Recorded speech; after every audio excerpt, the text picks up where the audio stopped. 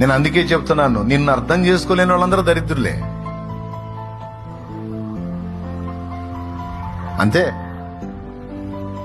నిన్ను కోల్పోయిన వాళ్ళందరూ దరిద్రులు. నేను చెబుతున్నాను కదా, నువ్వు దేవుణ్ణి బట్టి క్రమంగా నడుచుకున్నావు, నువ్వు దేవుని బట్టి మంచి ప్రేమ కలిగి ఉన్నావు, గుండె నిండా ప్రేమతో నిండి ఉన్నావు. నువ్వు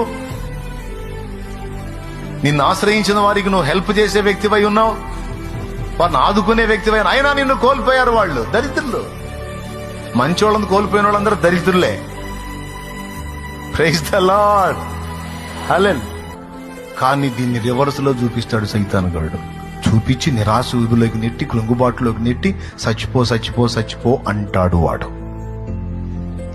రివర్స్ లో ఎట్ట చూపిస్తాడు? ఏడవలసిన వాళ్ళు ఏడవటం కాదు, ఏడవకూడని నువ్వు ఏడిచేటట్టు చేస్తాడు వాడు.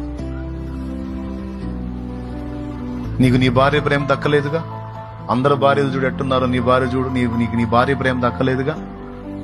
భార్య ప్రేమ దక్క నువ్వు ఎందుకు బతకాలి? నువ్వు ప్రేమించిన అమ్మాయి ప్రేమ నీకు దక్కలేదుగా, నువ్వెందుకు బతకాలి? నీ తల్లిదండ్రుల ప్రేమ నీకు దక్కలేదుగా, నువ్వెందుకు బతకాలి? నీ పిల్లల ప్రేమ నీకు దక్కలేదుగా, నువ్వెందుకు బతకాలి? దీనికి సమాధానం ఏంటి? అందుకని యేసయ్య చచ్చిపోయాడా? అయ్యో వీళ్ళెవరు నన్ను అర్థం చేసుకోవట్లేదు అని ఏడిసి కుమిలిపోయి చచ్చిపోయాడా?